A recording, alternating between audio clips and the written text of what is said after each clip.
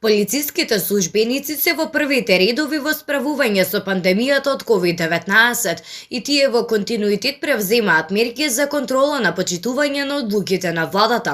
Во таа насока, од страна на полициските службеници, досега констатирани се вкупно 26.882 прекршоци за неносење лична заштита на лицето, од кои 432 прекршоци во изминатото деноноќие.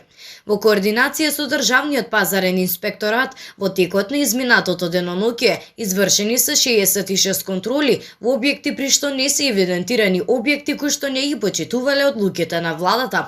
На територијата на целата држава, на вкупно 788 лица им се издадени решенија за изолација, извршени се контроли кај лица во изолација и самоизолација, при што не се евидентирани лица кои што не ги почитувале овие мерки.